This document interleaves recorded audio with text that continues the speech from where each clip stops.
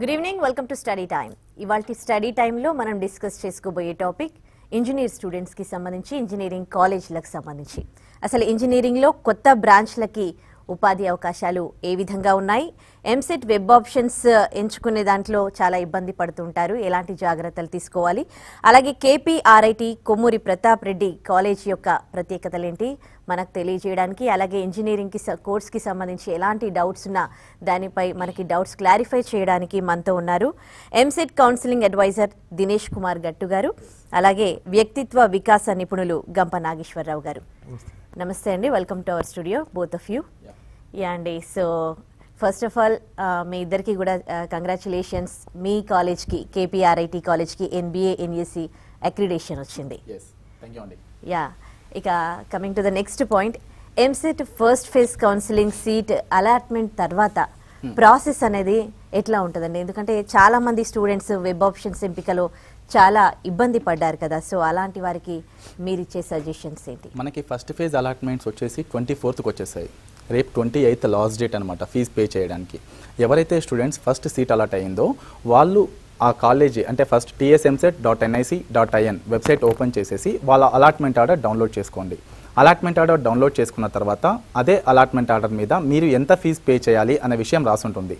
అయితే ఇక్కడ చాలామందికి అబోవ్ 50,000 ఫీజు ఉన్న విద్యార్థులందరూ కూడా కేవలం నెట్ బ్యాంకింగ్ ద్వారా మాత్రమే ఫీజు పే చేయాలి. డెబిట్ కార్డ్, క్రెడిట్ కార్డ్ ద్వారా పే చేస్తే యాక్సెప్ట్ అవ్వదు, ఎందుకంటే మన డే లిమిట్ 50,000 కంటే ఎక్కువగా ఉండదు. సో మీకు సంబంధించిన ఫ్రెండ్స్, రిలేటివ్స్ వాళ్ళ అకౌంట్ నుంచి మాత్రమే మీరు ఆ అమౌంట్ పే చేసేసి మీ అడ్మిషన్ కన్ఫర్మ్ చేసుకోండి. అండ్ ఇమ్మీడియట్గా సెల్ఫ్ జాయినింగ్ రిపోర్ట్ మీద యాక్సెప్ట్ మై జాయినింగ్ అనే బటన్ క్లిక్ చేయండి. అప్పుడు కానీ మీ అడ్మిషన్ కన్ఫర్మ్ కాదు. అయితే ఇప్పుడు చాలామంది ఫస్ట్ ఫేజ్ కౌన్సిలింగ్లో ఆప్షన్స్ పెట్టుకునే సమయంలో వాళ్ళకి చాలా ఇబ్బందులు వచ్చాయండి. ఎలా అంటే లాస్ట్ ఇయర్ మనకి ఇన్ని కోర్సెస్ లేవు, కేవలం 38-37 కోర్సెస్ మాత్రమే ఉండే. ఈ సంవత్సరం మాత్రం మనకి ఇంజనీరింగ్ కౌన్సిలింగ్లో దాదాపు 45 కోర్సెస్ ఉన్నాయి. ఈ 45 కోర్సెస్లో ఇప్పుడు చాలా డిమాండ్ బాగా ఉన్న కోర్సెస్ సిఎస్సిలో వచ్చేసి artificial intelligence and machine learning, data science, cyber security, IoT. అయితే ఈ కోర్సెస్కి సంబంధించిన ఇన్ఫర్మేషన్ స్టూడెంట్స్కి కరెక్ట్గా లేదు. ఎందుకు అంటే సిఎస్సి, ఈసీఈ, మెకానికల్, సివిల్ ఈ బ్రాంచెస్కి అందరికీ సంబంధించిన ఇన్ఫర్మేషన్ ఎప్పుడూ తెలుసు అండ్ వీటి కోడ్స్ కూడా తెలుసు, ఆప్షన్స్ పెట్టుకోవడం చాలా ఈజీ. అయితే ఈ డేటా సైన్స్, సైబర్ సెక్యూరిటీ లాంటి కోర్సెస్కి ఎంసెట్ వెబ్సైట్లో కొన్ని కోడ్స్ క్రియేట్ చేశారు. అంటే 3 letersతోనే ఒక కోడ్ ఉంటుంది. సేమ్ అదే విధంగా వాళ్ళకి ఫస్ట్ మనం తెలుసుకోవాల్సింది వాటి కోడ్స్ ఏంటి. అయితే ఎంసెట్ వెబ్సైట్ లోపలికి వెళ్ళిన తర్వాత కోర్స్ ప్రొఫైల్ ఉంటుంది. ఆ కోర్స్ డీటెయిల్స్ క్లిక్ చేసిన తర్వాత ఏ కోర్స్కి ఎంసెట్లో ఏ కోడ్ ఉంది అనే విషయం క్లియర్గా అక్కడ రాసి ఉంటుంది. For example artificial intelligence and machine learning, దీని కోడ్ వచ్చేసి CSM. ఎలా అయితే మనం కంప్యూటర్ సైన్స్ ఇంజనీరింగ్కి CSE అంటున్నామో, ఆర్టిఫిషియల్ అండ్ మెషిన్ లెర్నింగ్కి వచ్చేసి CSM. సేమ్ అదేవిధంగా డేటా సైన్స్కి వచ్చేసి CSD. అయితే వీళ్ళు ఆప్షన్స్ పెట్టుకునే సమయంలో జనరల్గా లాగిన్ అవుతారు, లాగిన్ ఐడితోని పాస్వర్డ్ అవన్నీ ఎంటర్ చేసి లాగిన్ అవుతారు. దాని తర్వాత డిస్ట్రిక్ట్ సెలెక్ట్ చేసుకుంటారు. ఇక్కడ కూడా చాలామంది మిస్టేక్ చేశారు. సార్ నేను కేవలం హైదరాబాద్ రంగారెడ్డి మాత్రమే ఓపెన్ చేశాను, నాకు JNTU హైదరాబాద్ క్యాంపస్ కనిపించలేదు. అంటే బిఫోర్ ఆప్షన్స్ పెట్టుకునే ముందు స్టూడెంట్ తెలుసుకోవాల్సింది ఆ కాలేజ్ యొక్క ఎంసెట్ కోడ్ ఏంటి, కోర్స్ కోడ్ ఏంటి, ఆ కాలేజ్ ఏ డిస్ట్రిక్ట్లో ఉంది.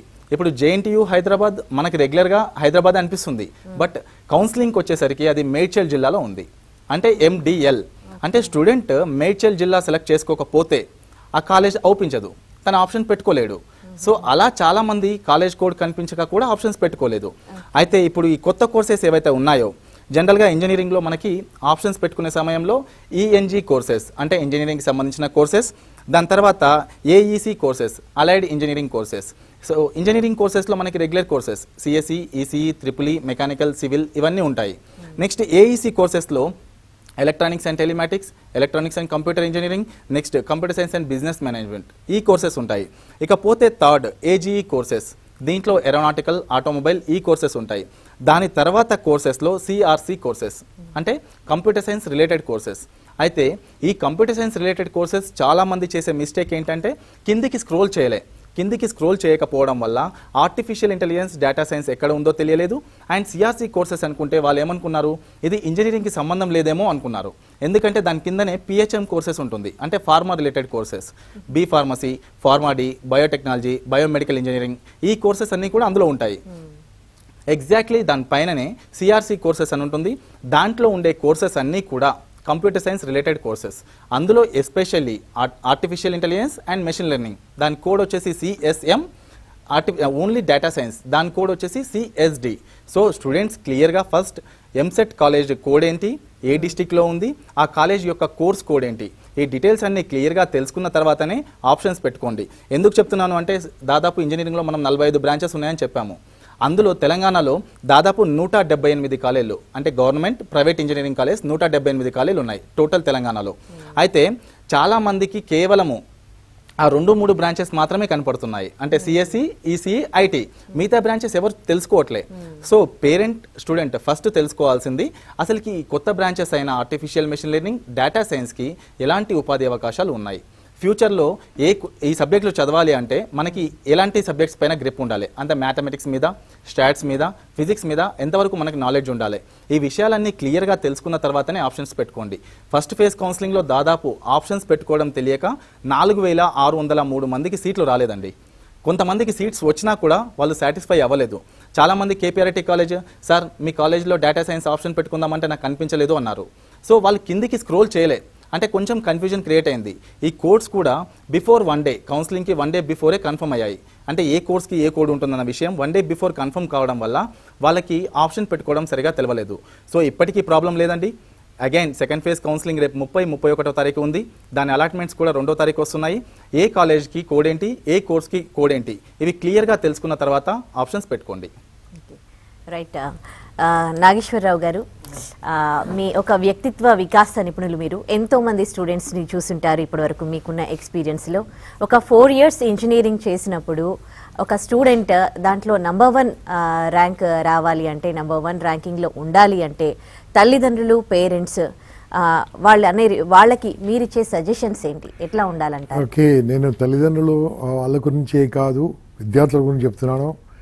ప్రస్తుతం వరల్డ్లో ఉన్న నంబర్ 1 కంపెనీస్ అన్నిటికి కూడా CEOs ఫ్రమ్ ఇండియా ఓన్లీ. రాబోతున్న తరుణంలో ఇంకొక 10 ఏళ్ళ తర్వాత చూసుకుంటే all top most organization CEOs కాదు, మ్యాక్సిమం ఎంప్లాయీస్ కూడా ఇండియన్సే ఉంటారు. పెద్ద పెద్ద కంపెనీలన్నీ కూడా ఆల్రెడీ ఇండియాకి రావడం మొదలుపెట్టాయి. ఈ మధ్య ఫేస్బుక్ వాళ్ళు కూడా హైదరాబాద్లో పెద్ద ఆర్గనైజేషన్ తీసుకొని చేస్తున్నారు.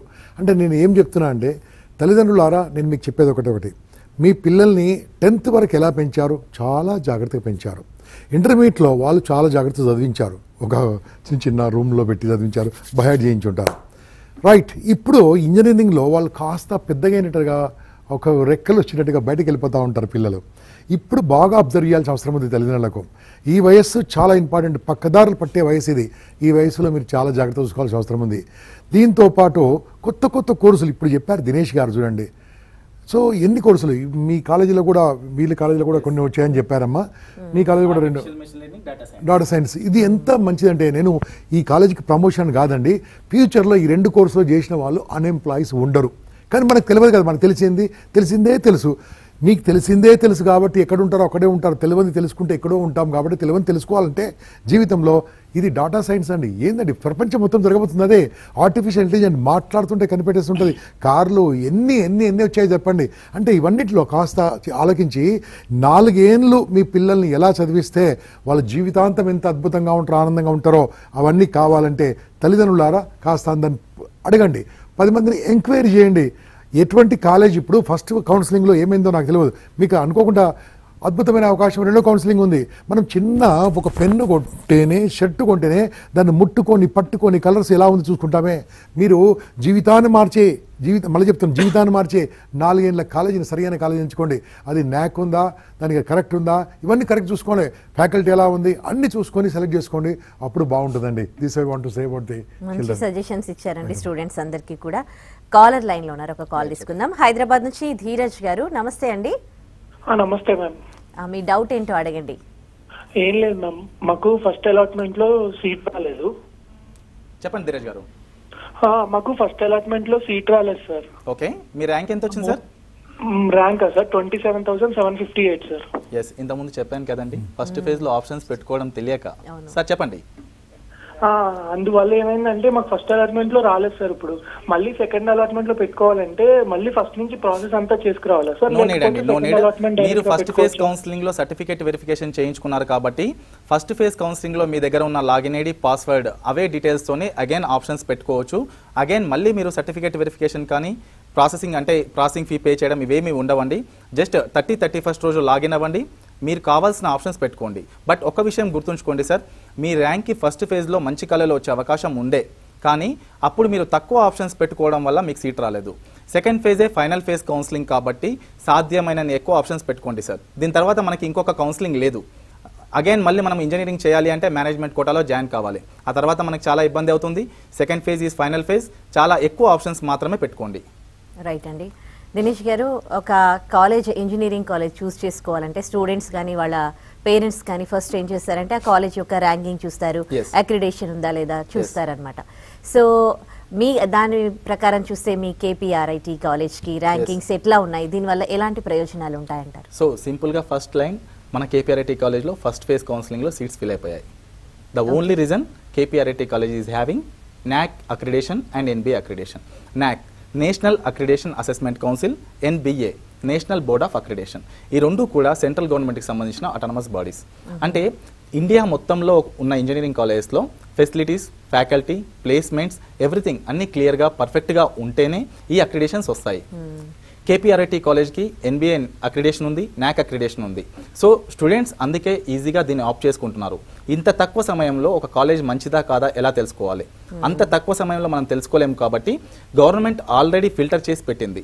తెలంగాణలో ఉన్న ఇప్పుడు మనం చెప్పిన 178 కాలేజీల్లో కేవలం 60 నుంచి 70 కాలేజీలకి మాత్రమే ఈ NAC NBA అక్రిడేషన్స్ ఉన్నాయి.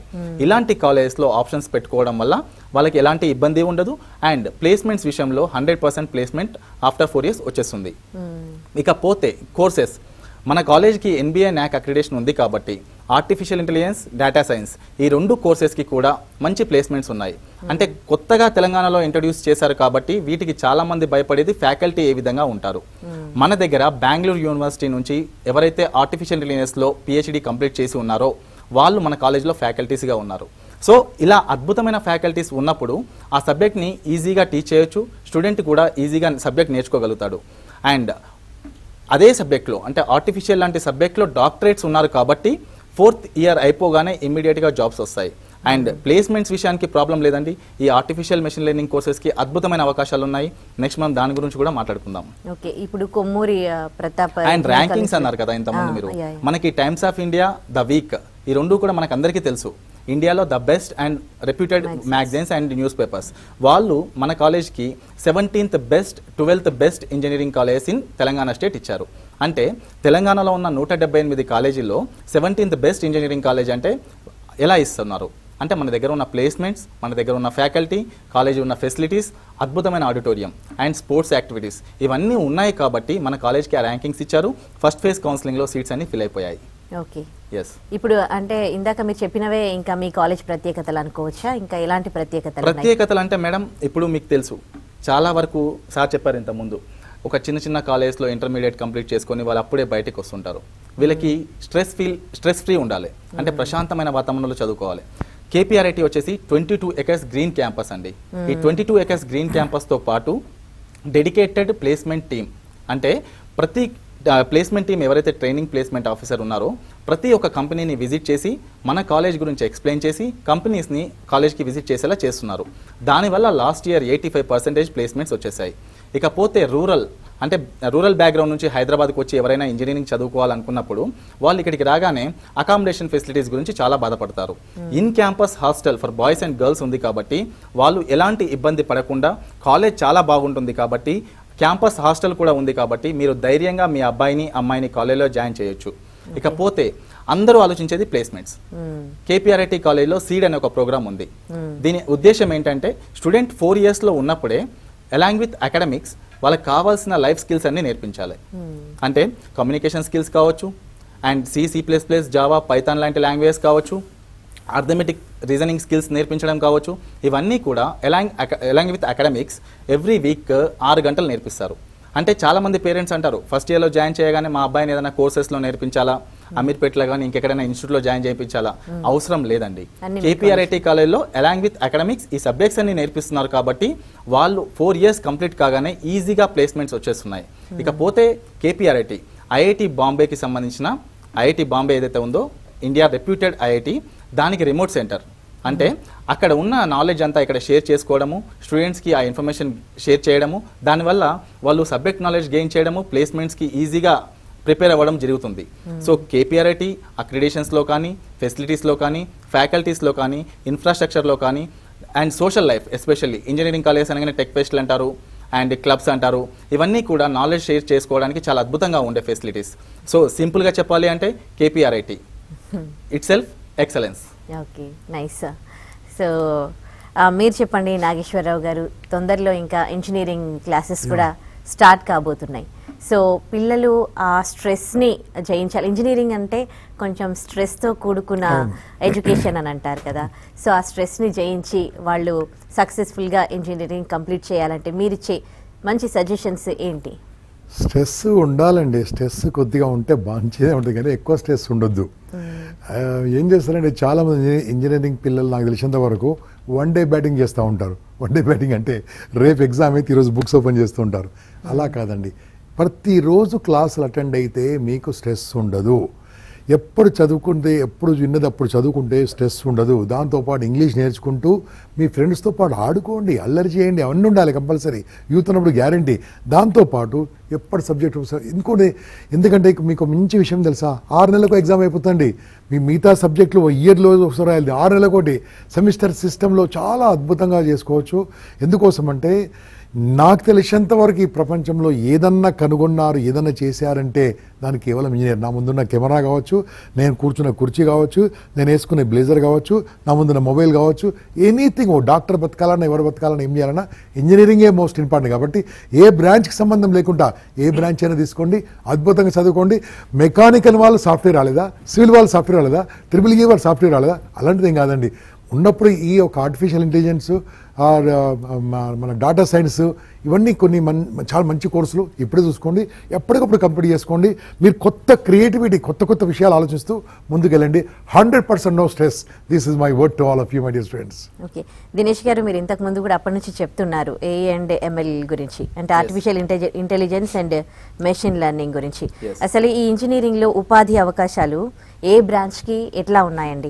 అలాగే ముఖ్యంగా కంప్యూటర్ సైన్స్లో ఇప్పుడు మీరు అన్న దాంట్లో, మరియు డేటా సైన్స్లో ఉపాధి అవకాశాలు ఎట్లా ఉన్నాయి? సార్ చెప్పారు, ఇంజనీరింగ్ లేనిది ఈ సొసైటీలో ఏది జరగదు.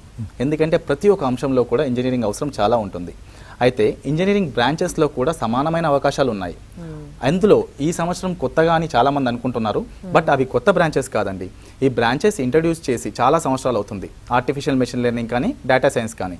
అయితే కేంద్ర ప్రభుత్వము ఈ సంవత్సరం, అంటే లాస్ట్ ఇయర్, ఇండియాలో స్కిల్డ్ లేబర్ కావాలి, అందరికీ జాబ్స్ రావాలి, అలాంటప్పుడు ఏ కోర్సెస్ని ఇంట్రడ్యూస్ చేస్తే బాగుంటుంది అనే విషయం ఫైండ్ చేసి ఒక టీంని పంపించిన తర్వాత త్వరలో, అంటే ఇంకొక 4 to 5 yearsలో ఆర్టిఫిషియల్ ఇంటెలిజెన్స్ అండ్ డేటా సైన్స్లో అద్భుతమైన అవకాశాలు ఉన్నాయి. ఈ కోర్సెస్ని ఇంట్రడ్యూస్ చేస్తే భవిష్యత్తులో నిరుద్యోగ సమస్య ఉండదు అని వాళ్ళు స్టార్ట్ చేశారు. తెలంగాణలో ఉన్న ఇంజనీరింగ్ కాలేజ్ అందరూ కూడా ఆర్టిఫిషియల్ ఇంటెలిజెన్స్ అండ్ డేటా సైన్స్ని ఇంట్రడ్యూస్ చేశారు. ఈరోజు మనం ఆర్టిఫిషియల్ ఇంటెలిజెన్స్ అనగానే ఇది ఒక సాఫ్ట్వేర్కి రిలేటెడ్ కాదేమో అనుకుంటున్నాము. ఎస్, ఇది కంప్యూటర్ సైన్స్ ఇంజనీరింగ్కి సంబంధించిన బ్రాంచ్ అండి. Artificial intelligence not only in CSC, మార్కెట్లో ఉన్న ప్రతి ఒక్క అవసరం, అంటే బ్యాంకింగ్ సెక్టర్లో కావచ్చు, ఫినాన్స్ సెక్టర్లో కావచ్చు, హెల్త్ సెక్టర్లో కావచ్చు, నెక్స్ట్ ఎంటర్టైన్మెంట్ వింగ్లో కావచ్చు, ప్రతి ఒక్క విషయంలో కూడా ఆర్టిఫిషియల్ ఇంటెలిజెన్స్ చాలా అవసరం ఉంది. ఈరోజు మనం మొబైల్ యూజ్ చేస్తున్నాము, జస్ట్ మన వాయిస్ కమాండ్స్తోనే ఆన్సర్స్ వస్తున్నాయి. అలెక్సా యాప్ కావచ్చు, సిరి యాప్ కావచ్చు, గూగుల్ అసిస్టెంట్స్ కావచ్చు, ఏదైనా సరే కేవలం ఆర్టిఫిషియల్ ఇంటెలిజెన్స్ మీద నడుస్తుంది. అంటే భవిష్యత్ అంతా కూడా ఆర్టిఫిషియల్ ఇంటెలిజెన్స్ మీద చాలా డిపెండ్ అవుతుంది. అండ్ ఈరోజు కనుక మనం ఆ బ్రాంచ్ చూస్ చేసుకుంటే ఆఫ్టర్ 4 years 100కి 100% ప్లేస్మెంట్ గ్యారెంటెడ్. ఇకపోతే చాలామంది ఏం చేస్తున్నారు, సిఎస్సి కంప్లీట్ అయిపోయిన తర్వాత జనరల్గా ఆఫ్టర్ 4 years ఈ ఆర్టిఫిషియల్ ఇంటెలిజెన్స్ డేటా సైన్స్కి సంబంధించిన కోర్సెస్ ఏవైతే ఉన్నాయో, బిగ్ డేటా కావచ్చు, ఏఆర్ కావచ్చు, ఇవన్నీ కూడా అగైన్ మళ్ళీ నేర్చుకుంటున్నారు. అదే సబ్జెక్ట్స్ వాళ్ళ ఇంట్రెస్ట్ ఉన్నప్పుడు అలాంగ్ విత్ అకాడమిక్స్ ఇప్పుడే నేర్చుకుంటే ఆఫ్టర్ 4 years వాళ్ళు సిఎస్సిలో జాబ్ తెచ్చుకోవచ్చు. At the same time artificial intelligence and machine లెర్నింగ్లో కూడా వాళ్ళు బీటెక్ చేసి ఉన్నారు కాబట్టి అక్కడ సైడ్ కూడా వాళ్ళు జాబ్ తెచ్చుకోవచ్చు.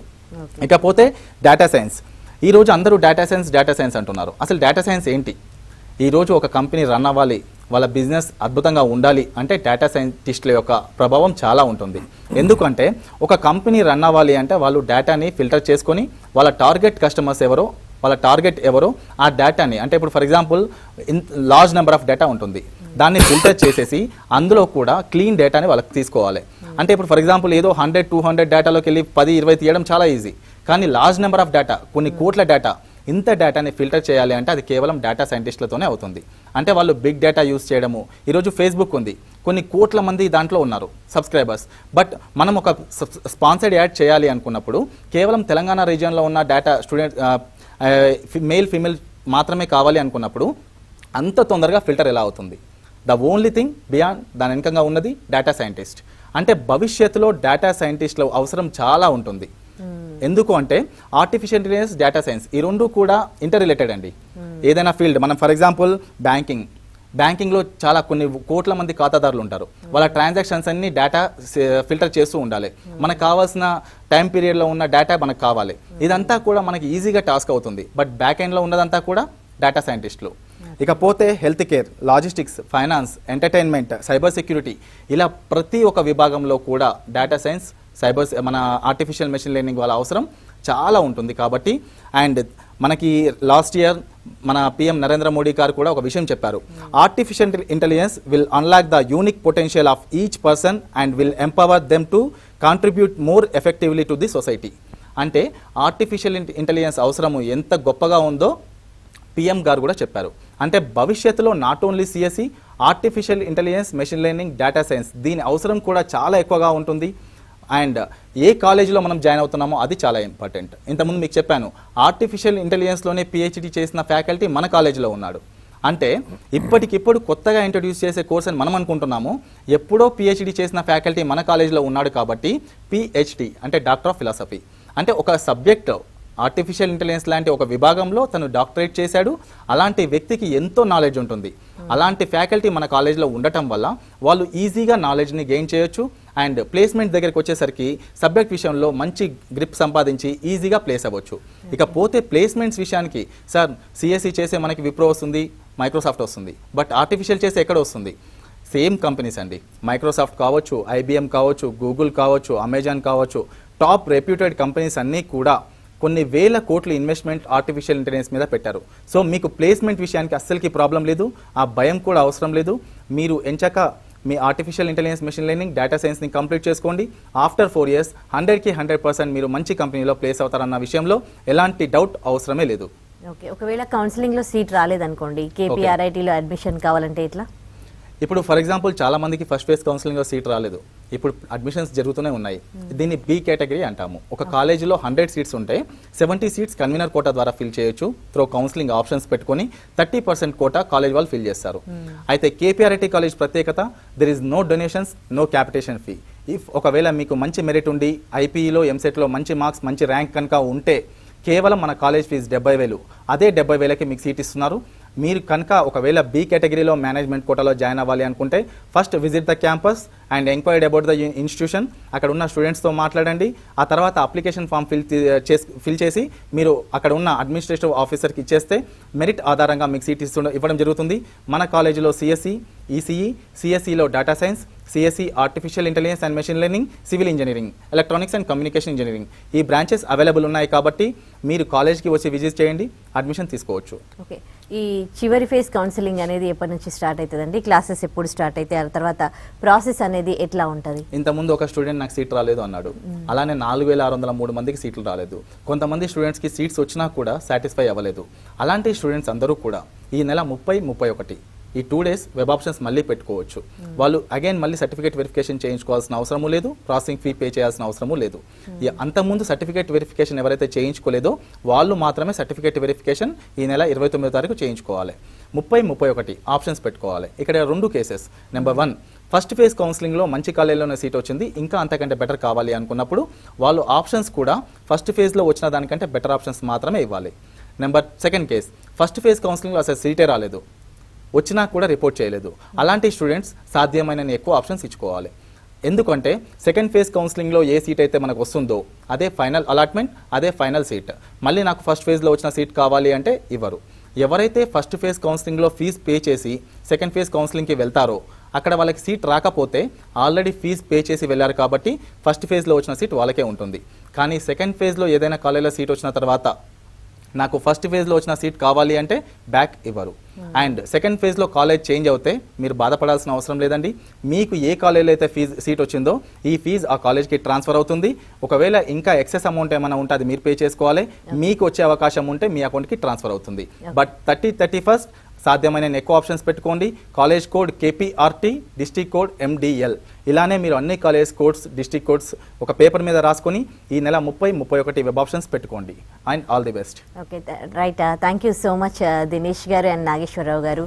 ఇంజనీరింగ్ అవ్వాలనే స్టూడెంట్ ఏ విధంగా ఆలోచించాలి, ఒక కాలేజ్ విషయంలో ఏ విధంగా కాలేజ్ని చూస్ చేసుకోవాలి అని మంచి సజెషన్స్ ఇచ్చారు ఇంజనీరింగ్ స్టూడెంట్స్కి. అలాగే KPRIT యొక్క ప్రత్యేకతలు తెలియజేశారు. కొత్త బ్రాంచెస్ని చూస్ చేసుకునేటప్పుడు దాంట్లో ఎలాంటి ఉపాధి అవకాశాలు ఉన్నాయో చాలా చక్కగా తెలియజేశారండి. Thank you so much for coming here అండి, both of you. All the best. ఇది వాల్టి study time. Keep watching TV5.